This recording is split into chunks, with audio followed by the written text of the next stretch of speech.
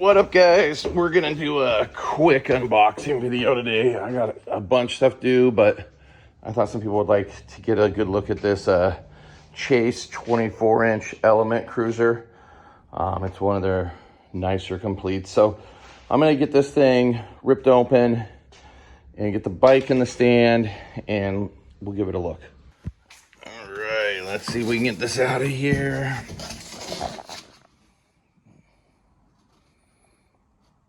Must U.S. Consumer Product Safety Commission regulation for bicycles. There's all the rules. I forgot, this is kind of this dope, what would you call it? Kind of like a reddish maroon and like sand or tan color. Let's see if this thing comes out. Nope, it came out pretty easy. Nice. All right. I got some snipping to do. Let's get this thing unpacked. All right, we got this thing out. I do love the color on this Chase. So this is the Chase Element Cruiser. I mean, you can tell it's like very modern race bike. You know, some people call them spaceships. To be honest, they're a little bit out of my realm, but I try to keep up with what's going on with them. Chase, I think Chase has been around for about 11 or 12 years now, and I know it was kind of the brainchild created by Christophe Levesque, who is a literal badass on a BMX bike racing. I saw him ride Sheep Hills back in the day. Dude was killing it. I even had a picture of Christophe on my wall. I think he was doing a tabletop with like a peace symbol, probably in the early 90s. But yeah, I mean, these bikes, oversized clamp on the bars, disc brakes, built-in chain tensioners. You know, you got your crazy race cranks, crazy race forks. These bikes even have a crazy Aero pivotal post, which this is one of my only complaints when we get the Chases in. What's up, guys? Quick little interlude to the video. I had just had some mountain bike guys in the store, and instead of saying warm-up post, I keep saying dropper post because they were saying dropper post in the shop. So just know going forward in this video, whenever I say dropper post, I mean warm-up post. So just want to interject that right there. All right, thank you. Go ahead and keep watching. If you're like a race family and you get this bike, and you already have like a dropper post or something that you just want to put on this bike, so when you're riding around the track, you can have a dropper post. You've got to deal with Chase's aerodynamic seat posts. So I don't know why it's just not a circle, but the bikes are still great. So I'm gonna finish getting this thing together. We'll take it for a rip and see how it rides. All right, so when you get usually these nicer race bikes, a lot of times they don't come with pedals, and if they do, they're just gonna come with some cheapy ones, because most of the dudes are gonna be putting clip pedals on or just some really nice flats. So we got these kind of rinky-dink pedals we're putting on, which is fine. But make sure when you do get, like if you get a nice race bike in the mail, or, nice set of aluminum, like box cranks or one of these, they do always come with this little washer here. And make sure you run that right in that spot so that pedal doesn't dig into these cranks. They're a little different than the aluminum freestyle cranks. But that's just something, just trying to point some stuff out for you guys. If you're looking to get one of these, looking to get into racing, and you're coming maybe from an older style race bike or something with chromoly cranks.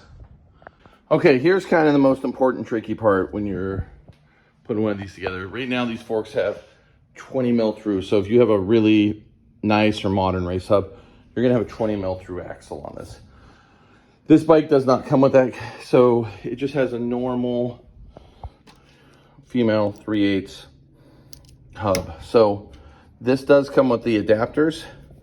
You're gonna wanna thread these in here. So from the looks of it, and these were on a little plastic thing here. So make sure when you take this off and unthread these, do not throw these out. Pretty sure you're gonna put this one here, or I'll fiddle with them. I'll show you the proper way. I can't do this one-handed, so let me get these in here. I'll show you which way they go in, so you'll know if you end up wanting to get one of these. And if you do, you can always hit me up here at Goods BMX, and we can get you one. But let me get these in, because I can't do it one-handed, and then we'll get this wheel in.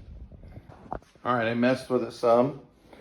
You're gonna put that flat part on the back, and then the part that you use a little wrench there on the front.